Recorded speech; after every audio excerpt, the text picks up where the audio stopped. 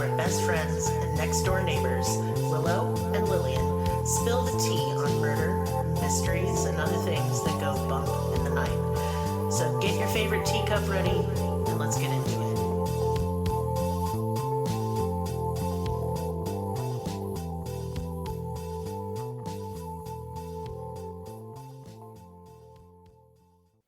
Welcome to Cruelty Podcast. This is Lillian, and with me is Willow. Hello.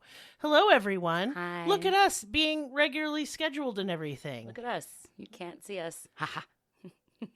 We're going to be on YouTube soon, and I'm just dreading every second. Yeah, of we're it. just Maris I'm Monday. soaking it all up. Maris before we Monday get will there. for sure be on YouTube. I mean, I say that barring fucking stupid shit. And so I just told myself to quit cussing as much. We have to practice not cussing for the And then first I just 10 seconds. immediately f-bombed everyone. It's not going to be easy. No. And so this episode will be a little short today, but it is a really interesting case, and I've been wanting to share this one with you all for about 8 months. This is the case of Zohre Sadeghi. And You did good. I did good. I mean, I know. These I are don't some know. Iranian names, and I do struggle, and I apologize if you're Middle Eastern and listening to this, and you're like, what the fuck are you, why? Yeah. See, look, I F-bombed again. How am I going to do this? Nope, we're not. It's going to be I'm just bad. going to, I don't want to have to go in and edit the audio and Never bleep gonna myself. get monetized. Gosh darn. I'll have to do like The Good Place does, holy forkin' shirt balls. The Good Place is awesome, by the It's the way. best show in the whole world. I can't watch the last season. I'll just die of tears. Nope, I will too. So here's the trigger warnings. Stalking and harassment, suicide threats, suicidal ideation, and suicide as a threat. Mm. So I want to start with some statistics first. Mm-hmm. Nearly 1 out of 3 women experience stalking at some point in their lives. And I'm sure if you're listening, 1 out of 3 of you That have been feels stalked. way more accurate. It Yeah. does, doesn't Yeah. it? And I will be listing some resources in the description of this podcast. If you are dealing with stalking and need help, please take it seriously and do not let people gaslight you. Yeah. Because I have been gaslit about my own stalking that's been going on for nearly 15 years by, oh, well, he's not going to do anything. Oh, it's harmless. Oh, he's just obsessed or something. Yeah. No. And don't blame yourself for thinking that way. It's really easy to think that way because you want to think that way because you don't want to think they're as creepy as they really are. Because your brain doesn't think like theirs does. And we're going to talk a lot about that in Absolutely. this case. There's no victim shaming whatsoever in anything to do with how stalking. stalkers create these fictions. Yeah. And these entire narratives of things Yeah. that just didn't even happen. And it's hard to know if they believe what they're saying, but I'm going to assume that they do. Listen, I'll let people tell right on themselves. And 69% of women who are stalked become the victims of violence or receive threats of violence. Yeah. And that does include death. Mm-hmm. Stalking is a crime, and it needs to be taken more seriously. Right. And, I don't think we talk a lot about the emotional toll because we're dealing with more extreme cases that end in murder. Mm-hmm. But the emotional toll of being stalked, the feeling of vulnerability, of betrayal, of humiliation, The psychological abuse that you experience. it is abusive behavior for certain. And it does so much just to your nervous system. It can really heighten certain mental health issues. It can create Yes. certain mental health issues. Depression, ideation, PTSD, these things come from heart being conditions. stalked. Yes. Yeah. It's very bad for your mental and physical well-being. Absolutely. But Your nervous system, fight or flight, is just out of whack completely. But for me, it just feels like I will never be free. Yeah. And it feels like the abuse I endured while in that relationship, I just have to think about it all the time. Mm-hmm. And this month has been 10 times harder on me than I thought it would be. I'm not exactly doing too great right now. Yeah. I've been crying a lot and just being really ill. It makes me sick to my stomach. Mm-hmm. Because when I break up with somebody, I'm done. Yeah. I'm done. I wish them Yeah. well. Go in Goodbye. peace. Goodbye. Yeah. And I can't imagine devoting this much time and energy to someone who doesn't want you in their life. It seems beyond pathetic to me. I don't know. I'm just really upset. I'm upsetty spaghetti. Terrifying. It's terrifying. It's the real life boogeyman. I wish that I could move somewhere like so deep in the wilderness. Yeah. It takes a plane to reach me. Yes. And even then, I don't think I'd feel safe. Yes. It is the feeling of never feeling safe again. Yes. And I hate it. How can you move past and heal from abuse if it just never fucking stops? Mm-hmm. And so please be nice to me this month. I'm not okay. Yeah.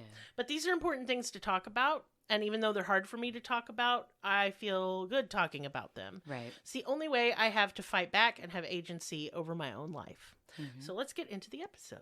That's right. Whew. Zohre Sadeghi was a 33-year-old woman who lived in Redmond, Washington, which is just outside of Seattle. It's a suburb. She described herself as a techie and was a successful software engineer. She had a streaming podcast where she talked in Farsi about the tech industry, and her husband, Milan Nasseri, who was 35, was also a software engineer and was working for Amazon at the time of this case. Zohre immigrated to the U.S. from Iran. She lived in a beautiful $1.6 million home in Redmond with her mother and her husband. Her podcast mainly focused on how to get a job in the tech industry, which is highly competitive. She gave great professional advice, and it was a pretty popular podcast. I've looked online for more information, like about her childhood, but there isn't anything. And I'm going to guess that maybe the family wants some privacy. Mm-hmm. And I can understand, given how this case turns out and how it was about a complete lack of her privacy. Right. And so I'm just going to continue with the events in this case. I also don't have much information on the background of the perpetrator, and you'll see why by the end of this. So that's why this episode's just a little bit shorter, but I still think important, and Zohre's story should be heard. Yeah, absolutely. In 2022, Zohre would be given the chance to meet her listeners on the streaming and social app called Clubhouse. The listener in question was named Ramin Koda Karam Rezai. Yes, that was very hard. And I will not be saying it again. It's like 15 letters long. I can't do it. I'm dumb. So he was also from Iran and had been a longtime listener of her podcast. Clubhouse was actually something I considered using in the early days of our podcast. But and actually, as we up until I heard about this case, I considered it for special events and stuff. As soon as you said it, I was like, "Oh, what's that?" Sounds fun. Yeah. And this made me put the brakes on it. Okay. Did. Okay.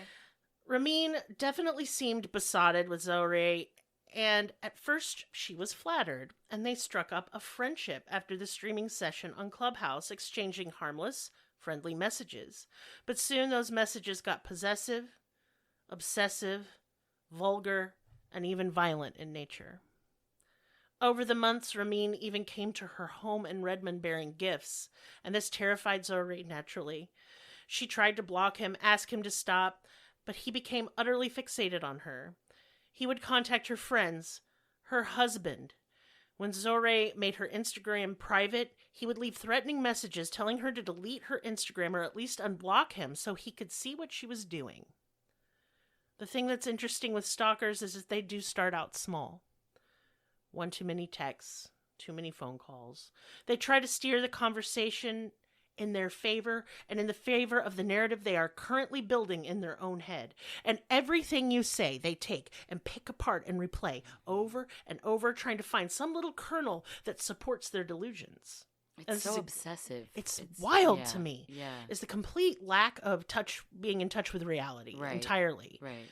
Because, and we're going to talk about this too, of why women tend to let these things go on longer than they should before seeking help. Yeah. And I want to take a brief moment to kind of talk about that in particular. Absolutely. As women, we are conditioned to be kind, empathetic, and to be timid and meek and quiet. We are to take what men say as the word of God. We are not to be unpleasant. It makes us naggy. It makes us screechy and shrew-like. It makes us a bitch. Well, I'm going to tell you all right now, bitch up. Be a bitch. Just Just be the biggest bitch in the whole world. Let me tell you something. If somebody is consistently violating your boundaries, the social contract is null and it is fucking void. Yeah. Okay? You do not have to take your boundaries being violated repeatedly. If someone makes you uncomfortable, stand up, say it. Mm-hmm. What's the worst that can happen? They get mad? They already mad, girl. Mm-hmm. They already have violent thoughts. But nip it in the bud as fast as you can. And I'm going to tell you right now, we're not going to victim blame in this case because a lot of people like to. Mm-hmm. And you guys know how I feel about that. You should be able to, as a podcaster, as I sit here, talk to your listeners and be friendly with them.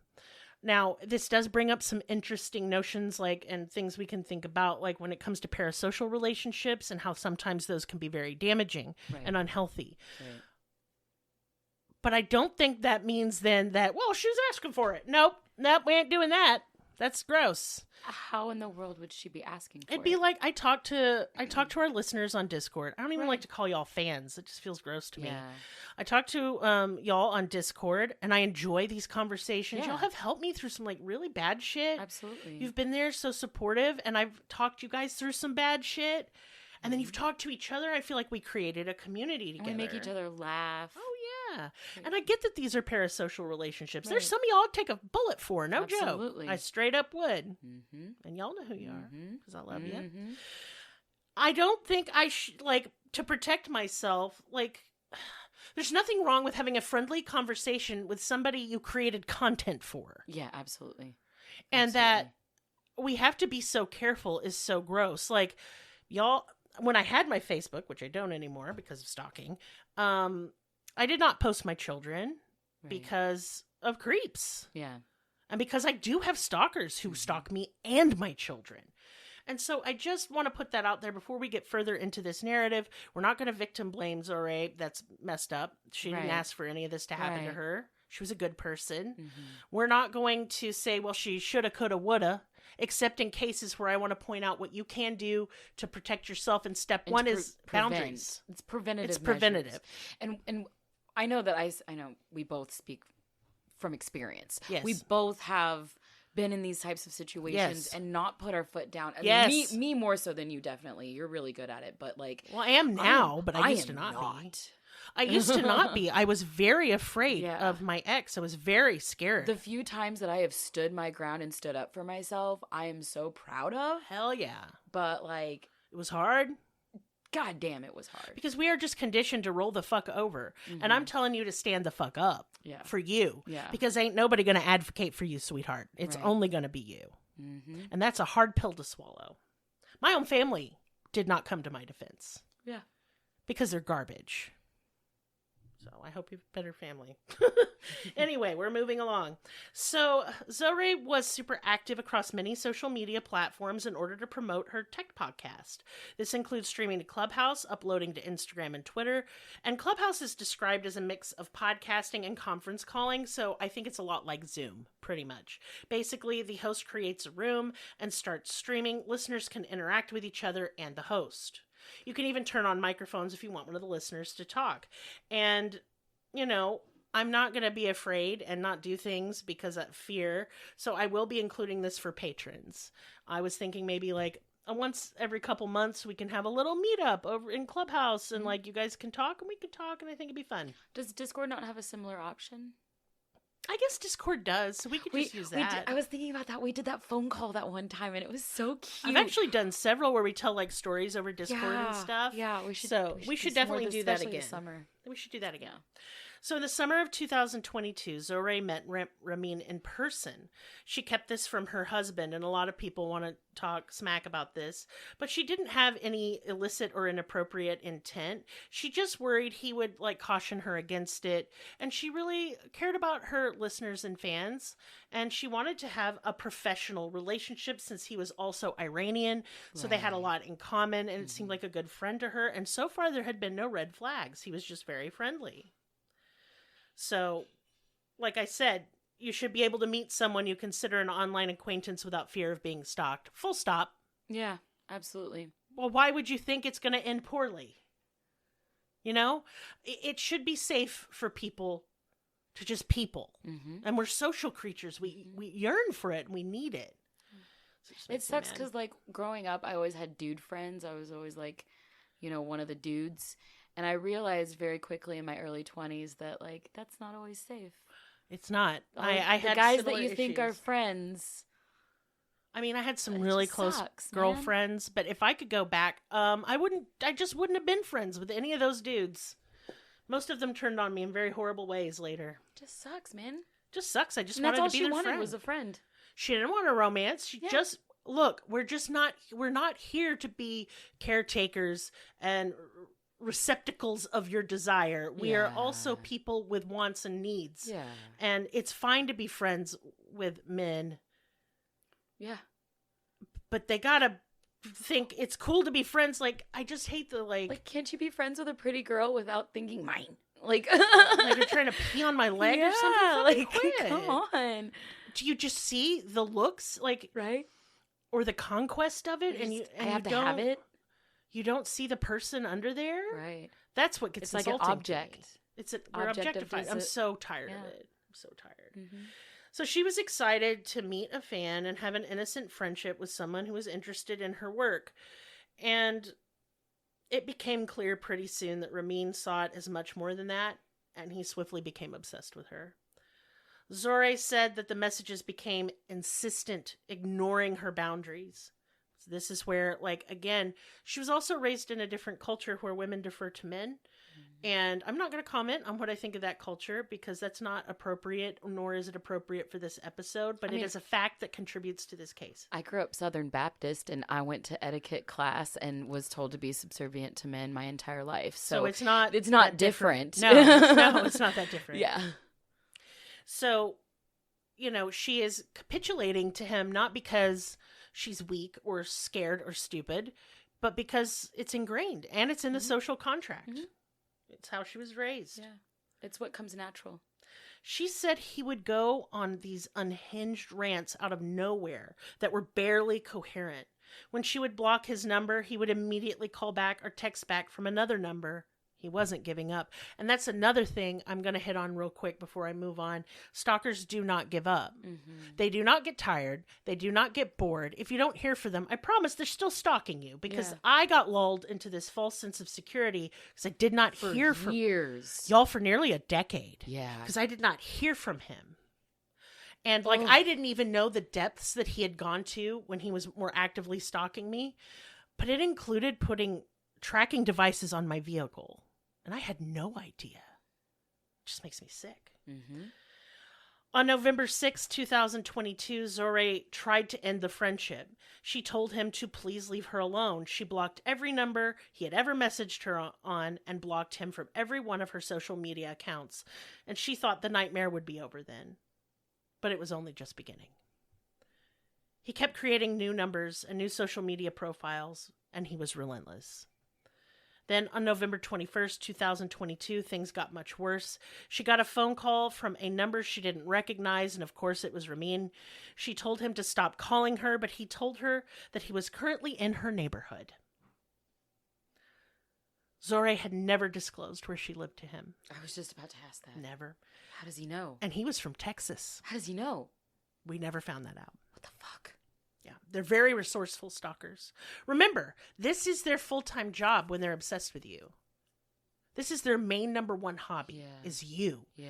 Everything about you. And peeling back your privacy, poking and picking through the aspects of your life, even remotely. Apparently, because I don't know what that's all like, but apparently there's ways to just... It's like a game. You can find the location, time, and everything, like the stamp of the photo on the photo whenever you post it. That's probably how we found out. And apparently you can do that on Instagram and like some other apps too. I had no idea. Yes. I still don't know how to do it. I just... It's like the meta information within the photograph. But I will tell you this as well, like, it's more than just a hobby or a game, although that's part of it. I think they feel a sense of control when they know every aspect of your life. Absolutely. It's like it's a hunger. Like, it's a lust to have the control over this person. Yes.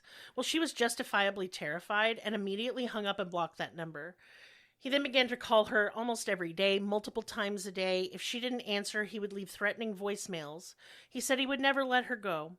He told her the only way he would stop is if he took his own life or if he died. And that's true. The constant harassment continued all through December until the end of the month when he messaged her on Telegraph app to tell her he was in her neighborhood again. Only this time, he was sitting right outside her house. Jesus fucking Christ. And he said he was watching her. Between December and February of 2023, Ramin started harassing her husband. He would call Milan up to 20 times a day. Also, Ramin had installed an app on his phone that allowed him to record conversations, and he used this when talking to Zohre without her knowing. Ramin would then edit this audio in such a way to make it look like he and Zohre were having an affair.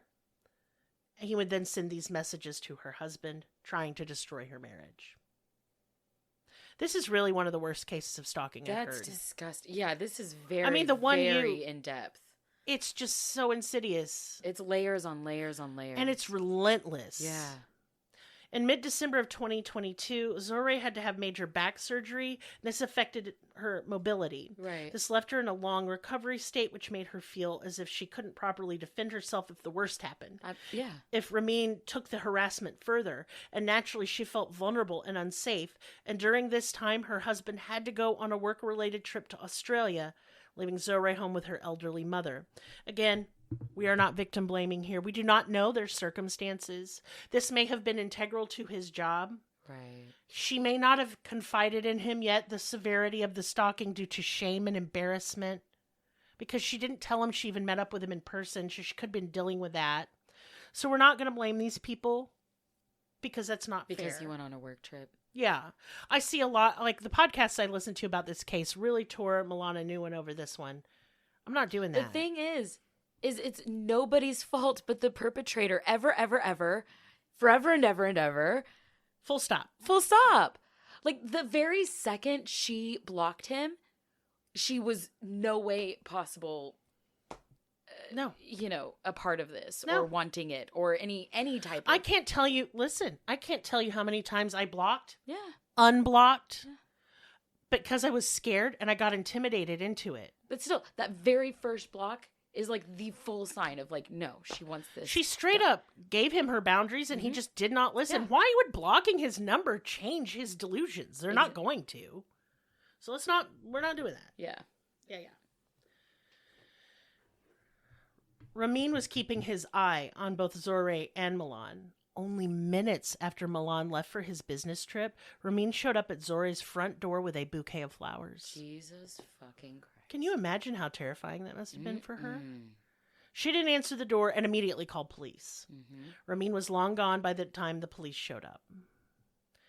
In early January of 2023, Zohre opened her mailbox to find a package addressed to her. Inside was jewelry from Ramin. Once again, Zohre contacted the police, and this time they took it a little more seriously. Part of what made this case so difficult for police was that Ramin was a long-distance cross-country truck driver. Right.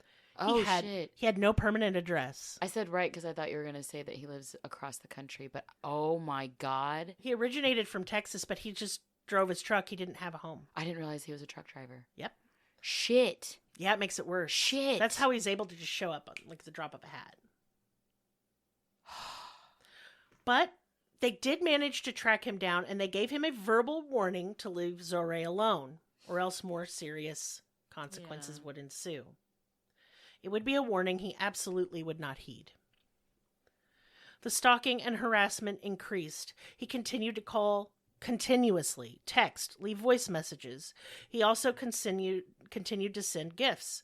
This time he sent a neck scarf, which Zohre went to the police station to open in front of them because she was afraid of the very package itself. Yeah, I would be too. Who knows what could the fuck be in there? This is to me the most unhinged part of this story. Once Ramin hired a jazz ensemble band. What? Planning on having them play outside her house for 2 hours. He sent her the proof of payment over text. Zohre begged him not to do this. Does she like jazz? Is this like a living hell for her? There's no way I to mean, know. it already is. It would be for me. That would just be, yeah. It's Sorry. either, if you want to destroy me, it's either fucking jazz or it's doo-wop. Yeah, I was about to say, you hate doo-wop. I will leave a store. I will say, no, this saccharine garbage must leave my brain at once. I'd rather... God, I'm trying to think. You know that Crazy Town song, Butterfly? I hate doo-wop more than that shit, and I hate that song real bad. That's your favorite song of all time. Pisses me off okay, here's why. So in the 90s you had the new metal. It starts out like it's gonna be a fucking Korn song or something. You're like, oh, I'm about to do the Korn stuff with a no, because it's in this twerp and he's just baby and it's just terrible. The opening riff is cool and then he talks in his rent and I just hate that song. Anyway, she managed to beg him enough that he canceled the jazz band. Oh, thank God. But the fact that he did it at all is That's wild creepy. to me. Wild to me. Finally, Zohre contacted law enforcement in February of 2023. She was in fear of her life at this point. On the 3rd, she signed a temporary order of protection against Ramin. 2 charges of telephone harassment and 1 charge of stalking and harassment were also filed against him, and a bench warrant was issued for his arrest, and bail was set to $100,000. So the police literally did their job this time. They took this shit serious. Thank fuck. My God. Because you never hear that. But they had to find him to serve him these things. Ugh. And it was nearly impossible. He was untrackable. Why don't they have GPS on their fucking trucks? I don't know if they couldn't figure out what company he worked for. Why couldn't they figure it out? I'm just mad. Well, I don't know. Like, they don't give those details. Yeah. This is all the information I have. Well, yeah. I'm not asking you in particular. I'm just looking at you and I'm pissed off. I'm just what the fuck? Yeah, I don't fucking know. You know? I'm too autistic for rhetorical questions today, ma'am. But you know what strong. I mean? Like, how could they not? I don't know. But they didn't. I mean, I do wonder if sometimes truckers are independent contractors, maybe? This may have been the case. It's like, I don't know if all of them have GPS. I don't know. He might have worked for a shady company. They have stop schedules. I'm sorry. I'm getting too far into this. Well, they may not have known what company he worked for. He could have changed companies to kind of avoid detection. Yeah. But... oh, that's so stressful. And I will tell you, as somebody who has had several temporary restraining orders and some permanent, they work about as well as you think they do. They don't. And I'm not discouraging you to not get one if you're being stalked.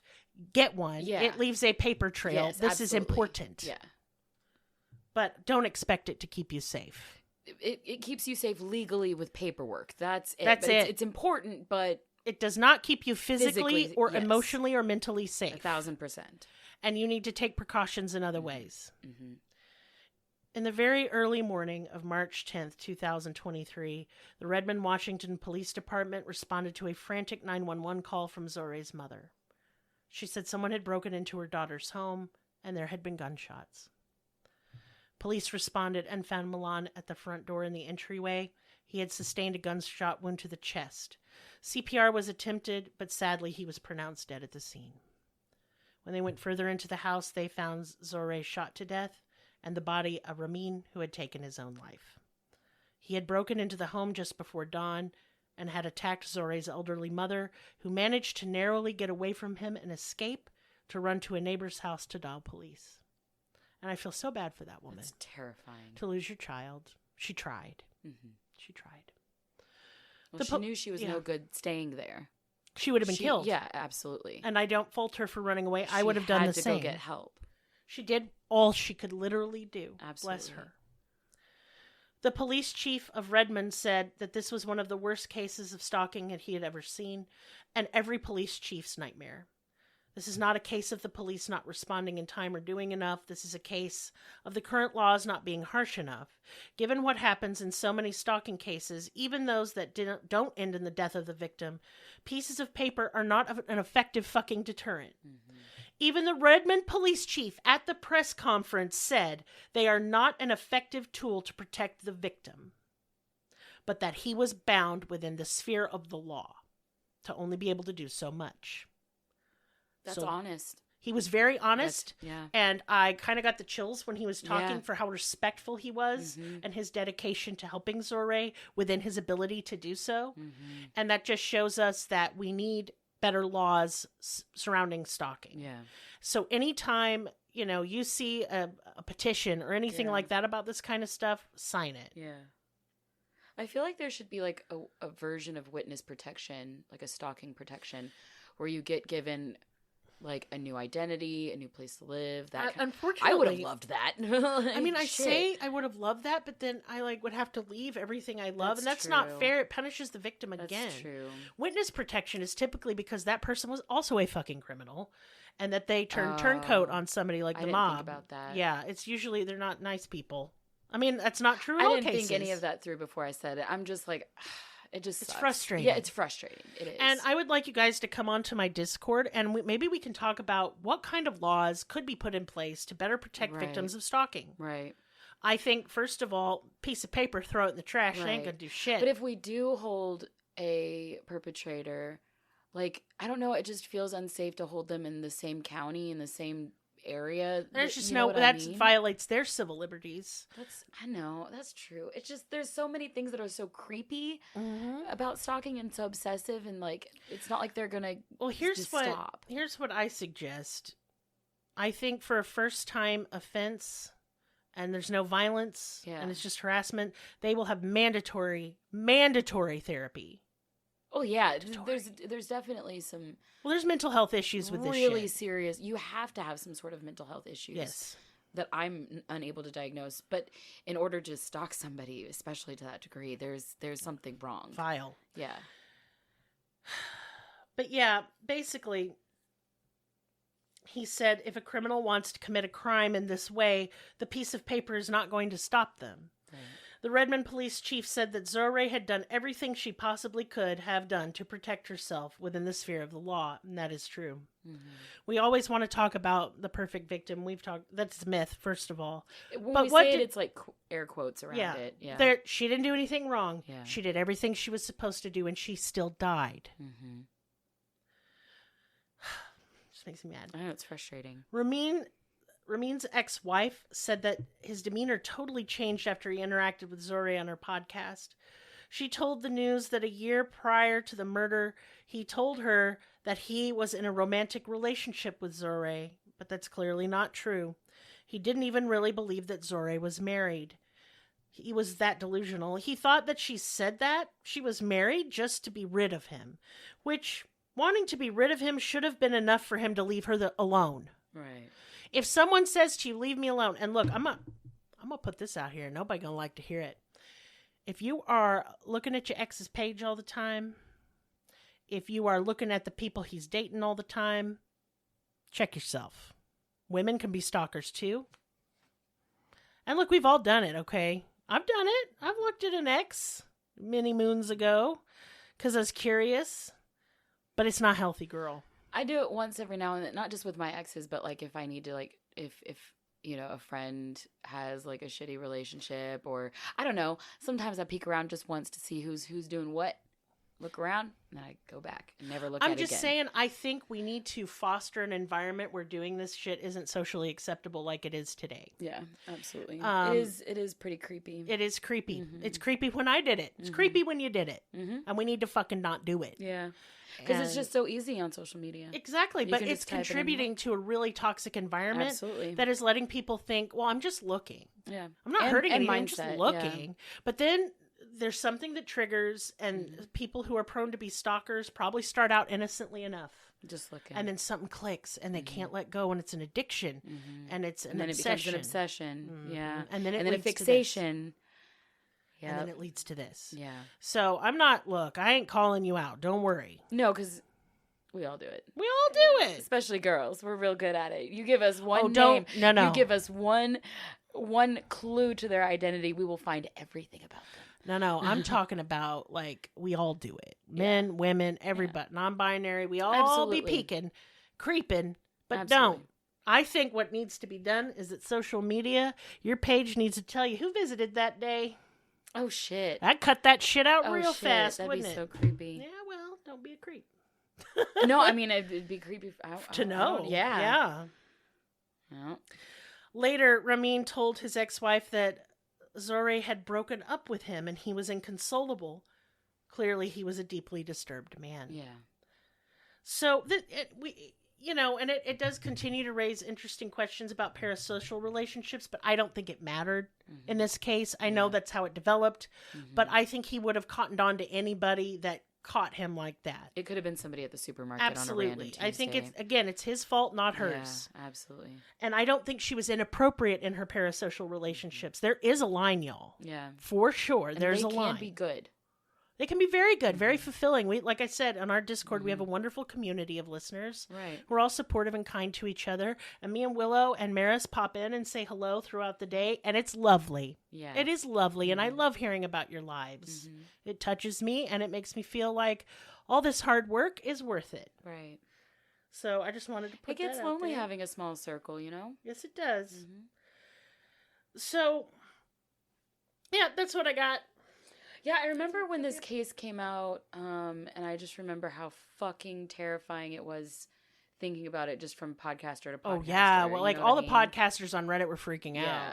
Well, because a lot of information wasn't released at first. So to us, it seemed Could have been anybody. It was just a listener they had never met before, and then she just got shot randomly, and she had never seen this person. Yes, they did not release information for about a week or so. Yeah. And then when it came out, it was a little different, but still scary because, y'all, I joke about saying, send your hate mail to me.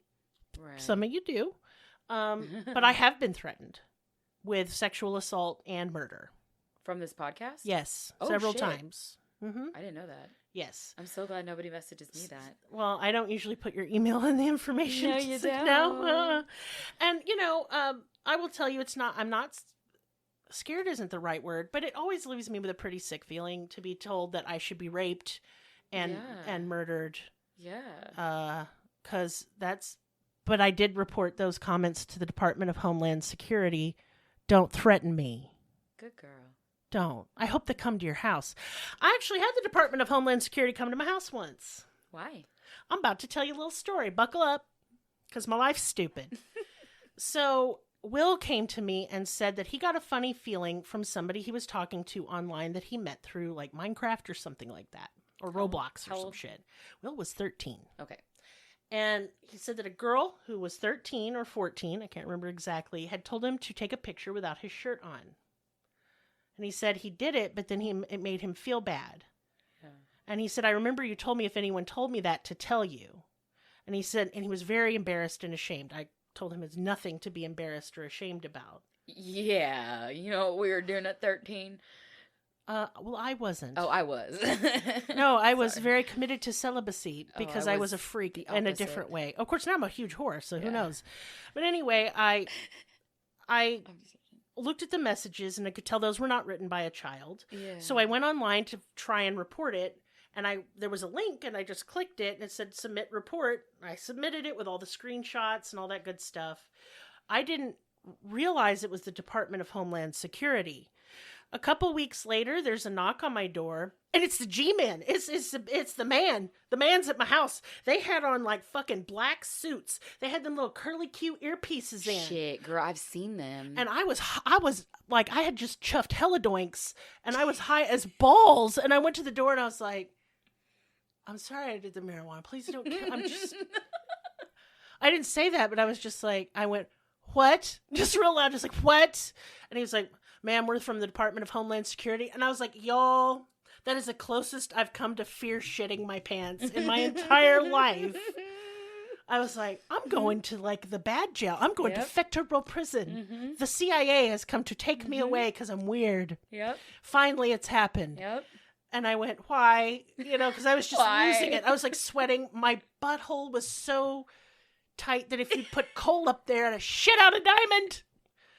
And they explained, because I submitted a report, I went, oh, I said, thank you, Jesus. Okay, come on in, G-Man.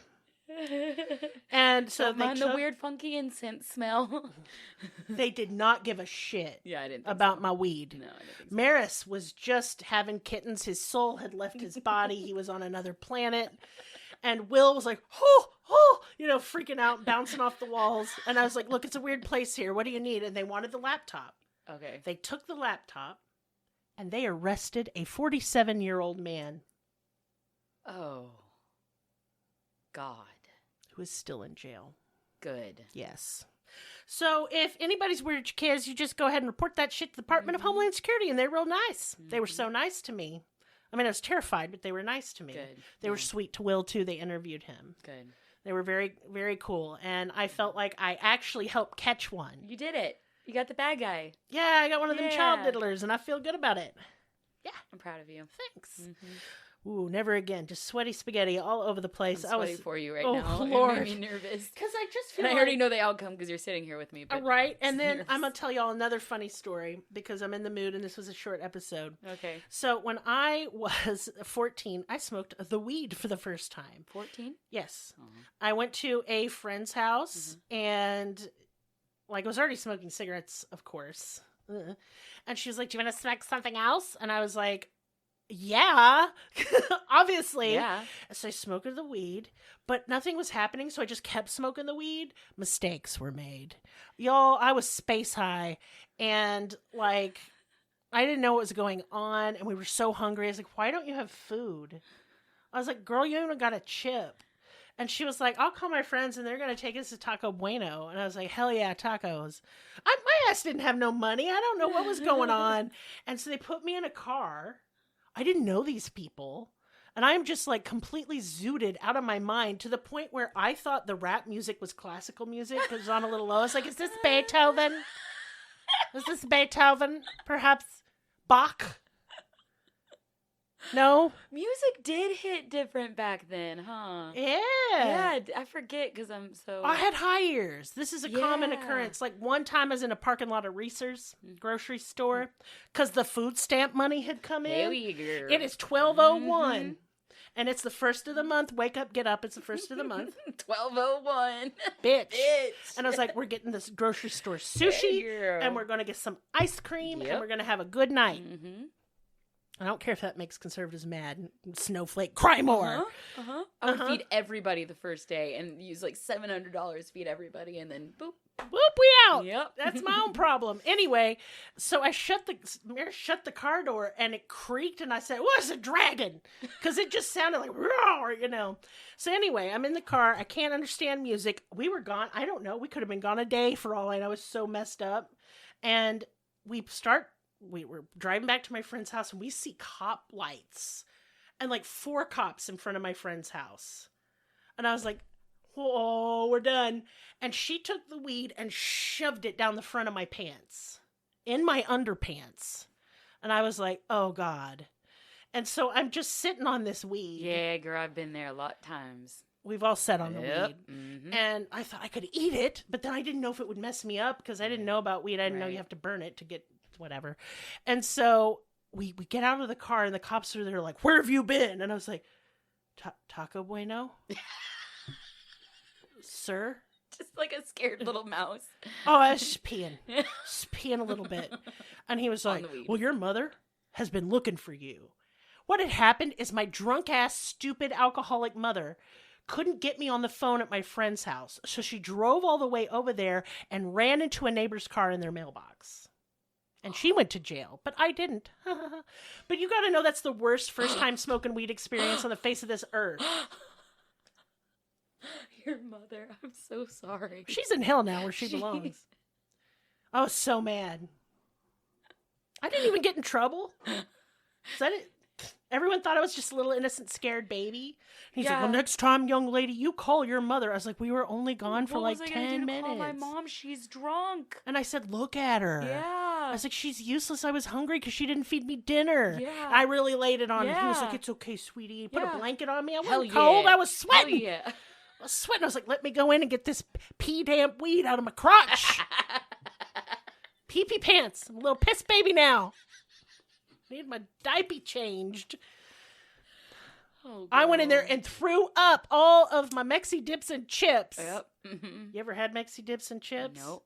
Listen, they don't have a Taco Bueno around these parts. They used to when I was in high school. That is shameful because they are good. Mexi dips and chips, let me explain.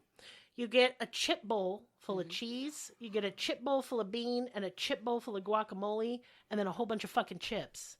And so you can eat everything. The dishes and the fucking chips and chip bowl. Chip bowl made out of a fucking chip. Oh. Yeah. And then it's I all like soaked that. with the cheese. Yeah, girl. Yeah. Girl. Yeah. Shit's magical. Yeah. It's like a taco salad, But better. but better Because it's dip. and fast. And fast. And it goes And into you don't hole. have to get out of the car. And when you're high, that shit just hits It goes in the different. hole. It goes in the lowest hole on your head. Just in case On anyone your was head. confused. You don't want it to go in your lowest hole. That's wrong. And could cause like bacterial vaginosis. Please and we don't want don't that. boof nachos. Don't boof to nachos. They go lowest hole on your head. Don't make a new hole. The one you have is fine. It's the one with the toofs in it. Anyway, Wow. you know what else is pretty wow? Business time. Wow. So I'm still really hypomanic. I quit being like a sociopath and wanting to like murder someone for fun. So that's This nice. is a great thing to say on a podcast about true crime. But I didn't. Huh? I committed no true crime. I committed no false crime. No crimes were committed by me. There you Because I've go. been sitting in my room working my butt off. Mhm. So join our Patreon. We are back, baby, and we are posting lots of content, and you are missing it. Yeah. What's your next Patreon I'm going to case? cover gonna Micah be? Miller. Who? Micah Miller. Who that? We talked about it earlier. You were talking about it in Discord, and I weren't paying no attention Oh, to I a thought word you said. I think I'm getting her name right. She was the pastor's wife. Yeah. Oh, well, I've read that case. Yeah, I know. And- I know. We're going to talk about it on Patreon. I do believe he stalked her. Oh, yeah. I know. Yeah. I know what you're going to say. You And I know what I'm believe going to you. say, because Yes. I've investigated this case. I know. And I'm on the same team as you. Oh, hell yeah. Oh, Yeah, hell girl. yeah. Yeah. Because So we'll listen, talk about it. I'm done with TikTok true crime and it's like stupid conspiracy theories.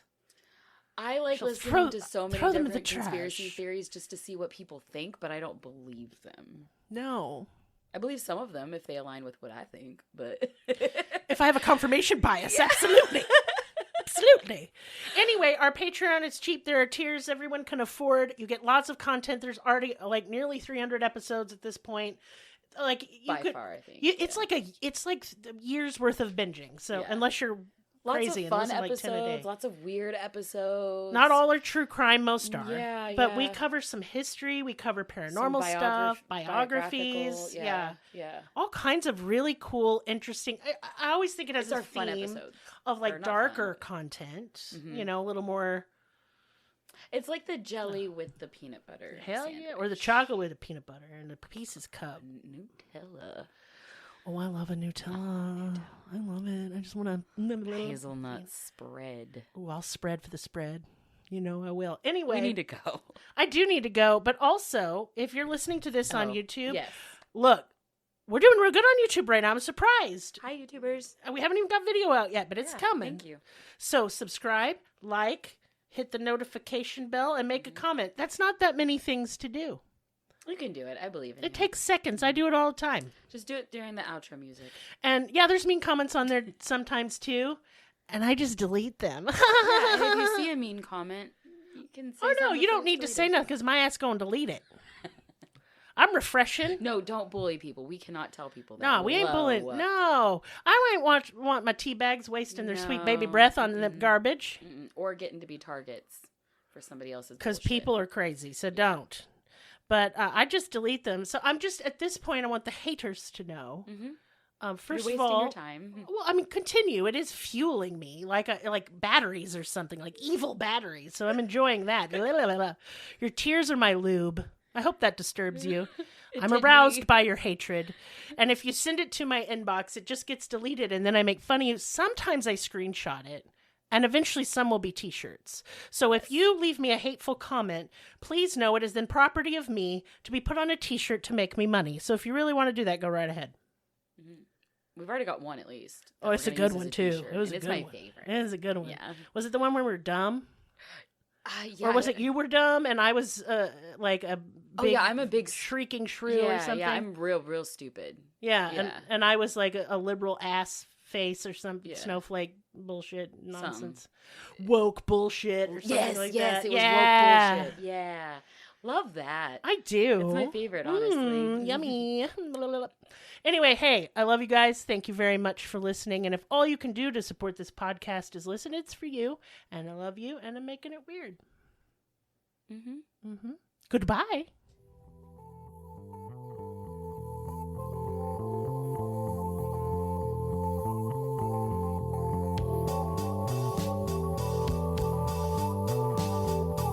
us on your social media platform of choice. Linktree/cruelty has all of the links.